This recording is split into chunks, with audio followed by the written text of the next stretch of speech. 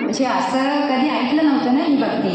आणि काल ब्रह्मा वगैरे असं ऐकल्यावर मला भीती वाटायला लागली की म्हणजे मुलगा हातातून गेला असं वाटायला लागलं. आणि भीती वाटायला लागली की आता काय होणार. तो रडून सांगायचा की मम्मी हे खरं आहे, मी भक्ती करेन.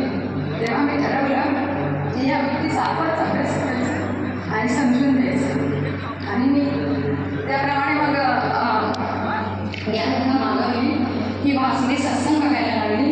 आणि त्यातून मला समजलं जे नियम होते तेच एवढं आकर्षित करून गेली मला ही भक्ती खरी आहे मला समजलं.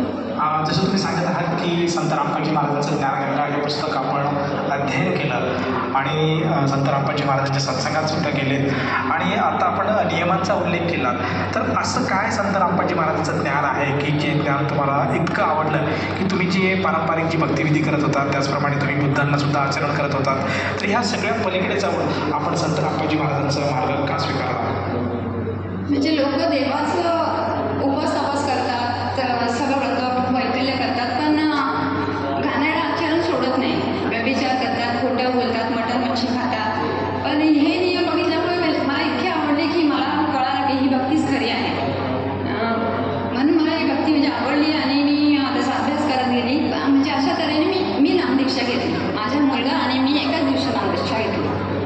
मुलांनी लॉकडाऊनमध्ये 2 वर्ष खूप ज्ञान संपादन केलं, वाचन केलं.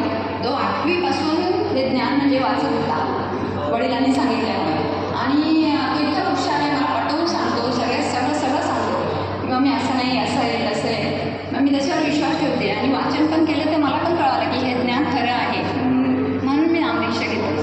जसं तुम्ही सांगत आहात की संत रामपाजी महाराजांचं ज्ञान हे तुम्हाला म्हटलं, त्यांनी जे काही समाजाला आज ज्ञान देत आहेत आणि त्यांचे जे काही नियम आहेत ते प्रामुख्याने समाजामध्ये जी काही वाईट प्रवृत्ती आहेत, जे काही कर्मकांड आहे त्याला आळा घालण्यासारखे असे नियम आहेत आणि ते तुमच्या बुद्धीला पटले म्हणून तुम्ही त्यांच्याकडनं अनुग्रह किंवा गुरुमंत्र घेतला.